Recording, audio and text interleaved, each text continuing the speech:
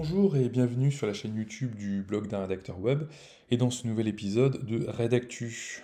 Faut-il s'inquiéter de l'intelligence artificielle quand on est rédactrice ou rédacteur web? C'est la question que l'on va traiter aujourd'hui.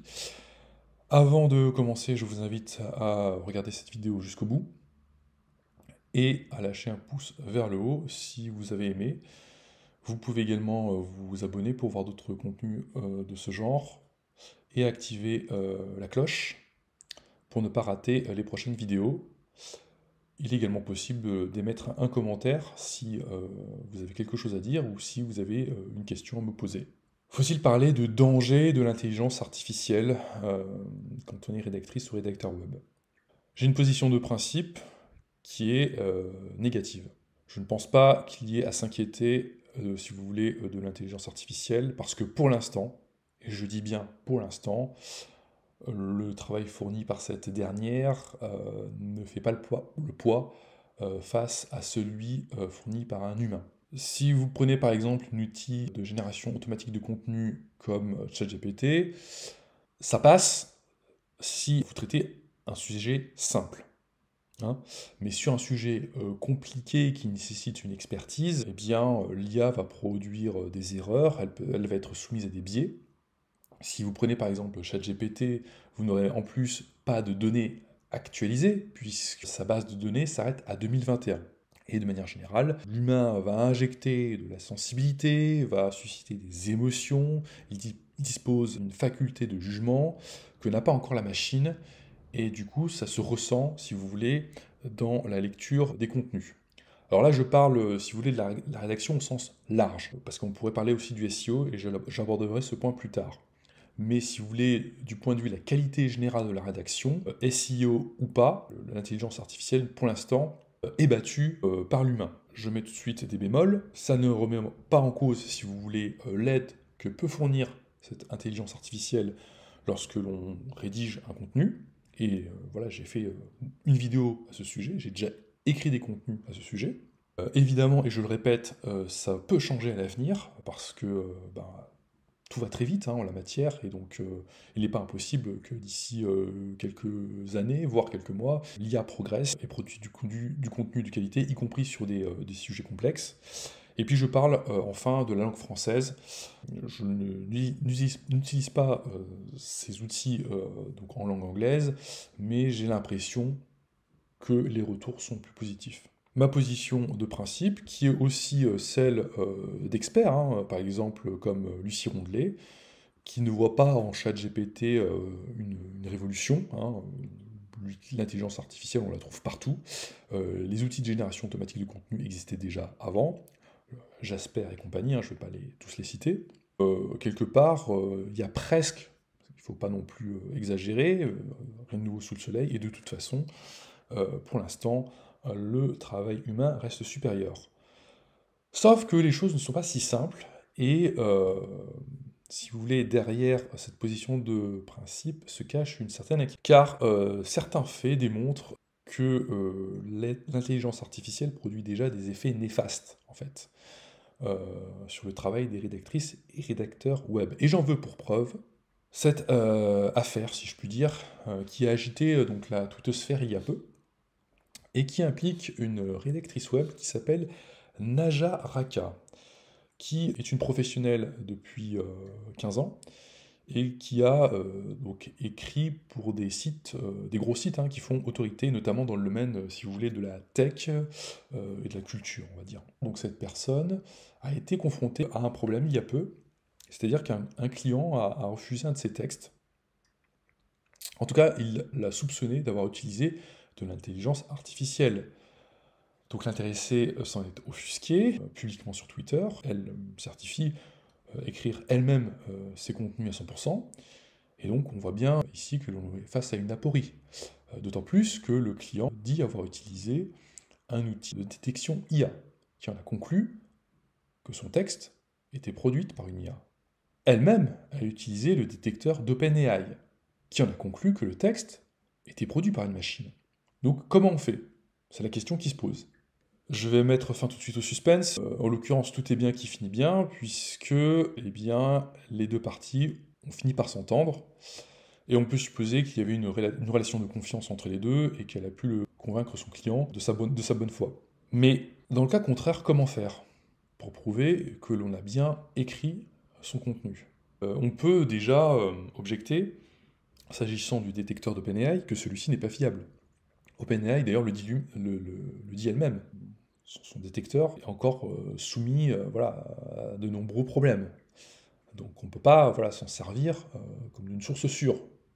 C'est un indice, si vous voulez, parmi d'autres, pour en conclure que le texte est produit par une intelligence artificielle. Sinon, comment faire? En fait, ce qu'il faut savoir, c'est comment le détecteur en a conclu que le texte était le produit d'une intelligence artificielle. Et en l'occurrence, on peut penser, alors c'est une supposition, hein, rien de sûr, que en fait, le texte écrit par Najaraka en fait, contenait des passages qui ressemblent à ceux qui sont utilisés pour nourrir les intelligences artificielles. Grosso modo, hein, comment fonctionnent ces outils de génération de contenu? En fait, ils reposent sur des modèles de langage, en l'occurrence c'est GPT-3 hein, pour ChatGPT, qui sont nourris par des millions et des millions de textes donc, qui se trouvent sur le web, et donc qui sont des textes humains. Et donc très certainement, enfin probablement, pardon, voilà, certains passages ressemblent à ceux qui ont été livrés par Najaraka. Donc on voit bien là, quand bien même, si vous voulez, le travail humain reste pour l'instant supérieur à celui des IA, que les frontières entre les deux sont devenues peureuses en fait. Et que les clients, si vous voulez, sont avertis de cette problématique et qu'ils vont utiliser des outils qui malheureusement ne sont pas 100% fiables.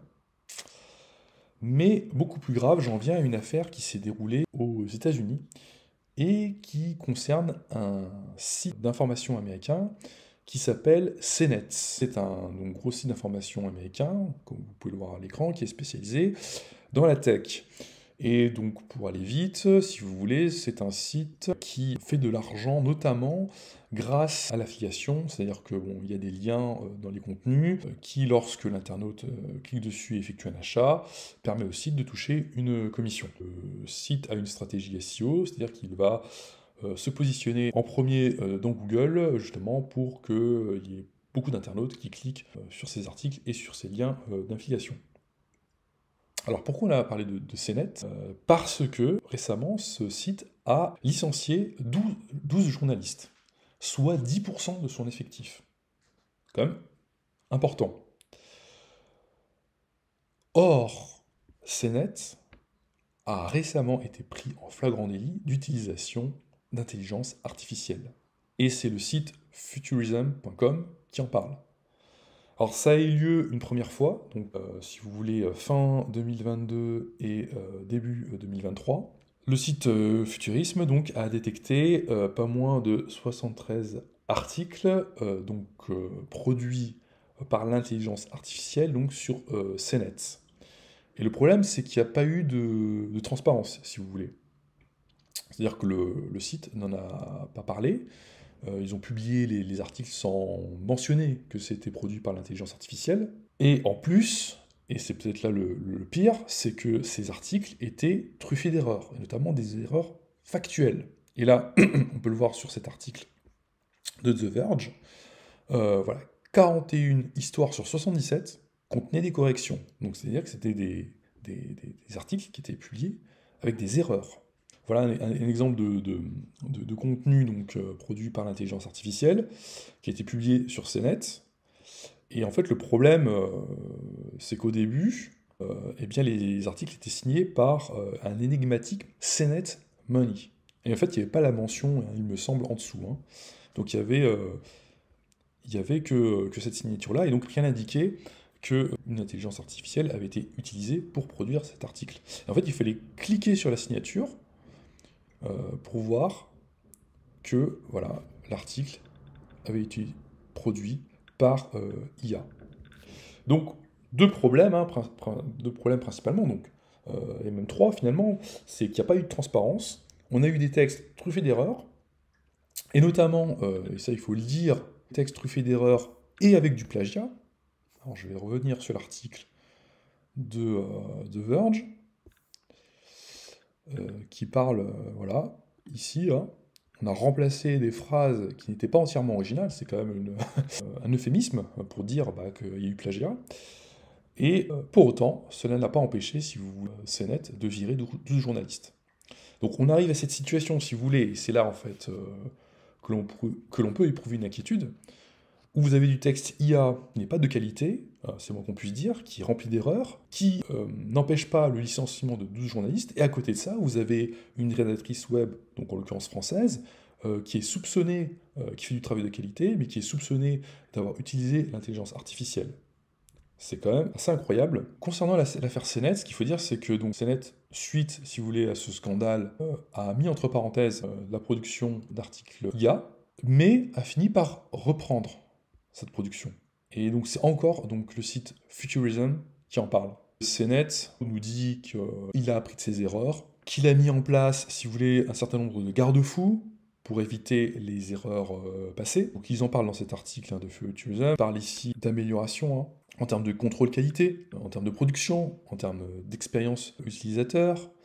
Là, ils disent, par exemple, avoir mis en place un service de vérification du plagiat qui est beaucoup plus juste, bon, etc., etc. Il faut dire aussi, alors peut-être que c'est ce qu'il y a de plus rassurant, c'est que donc CNET dit avoir mis en place une équipe éditoriale, donc humaine, pour vérifier, pour relire les textes, pour les superviser, tout simplement. Pour les relire, les vérifier, et s'assurer qu'ils soient justes. Sauf que, comme le dit Futurism ici en conclusion, ça avait déjà été fait auparavant, ça avait déjà été affirmé auparavant, et on se rend compte, finalement, ça n'avait pas été fait. En conclusion, qu'il y a quand même, il y a un mouvement, très clairement, quand bien même la production de contenu par intelligence artificielle n'est pas au point, il y a un mouvement vers plus d'intelligence artificielle dans la production de contenu, ce qui n'est pas, encore une fois, un problème en soi, sauf lorsque, si vous voulez, la qualité n'est pas au rendez-vous, et que cela se fait en toute opacité, et en plus, avec des conséquences sociales, puisque là, on parle quand même de licenciement de 12 journalistes, de 10% des effectifs d'une rédaction. Ce mouvement est d'autant plus inéluctable que si on prend par exemple un autre site qui s'appelle Bankrate, et qui appartient en fait à un groupe qui s'appelle Red Ventures, qui est un groupe qui a racheté d'ailleurs le site CNET pour la modique somme de 500 millions de dollars donc en 2020. Ce mouvement est d'autant plus inéluctable, je disais, que l'intelligence artificielle produit des résultats positifs en termes de référencement naturel. Et donc, c'est la société Systrix qui avait étudié le cas Bankrate pour voir comment se positionner les contenus produits par des outils de génération automatique de contenu. Et comme on peut le voir à l'écran, eh bien, les résultats étaient plutôt positifs. Ils sont d'autant plus positifs que, et là donc je vais parler un peu de Google, que Google n'est pas opposé en soi à l'intelligence artificielle. Ce qui compte, c'est d'avoir du contenu utile, si vous voulez, pour les humains. Peu importe qu'il ait été rédigé par un humain ou par une intelligence artificielle. Ce que Google sanctionne, c'est la manipulation, si vous voulez, de ces algorithmes pour apparaître en première position. Voilà l'effet que je voulais vous soumettre et qui est dans le sens d'une inquiétude vis-à-vis de l'utilisation de l'intelligence artificielle en matière de rédaction web. Là, j'attends vos retours en commentaire pour savoir ce que vous pensez un petit peu de ces affaires. Est-ce que vous êtes inquiet? Ou au contraire, est-ce que vous êtes confiant? On va trouver des outils, on va trouver des parades, on va trouver des arguments, justement, pour faire face à des situations comme celle a été confrontée Najaraka.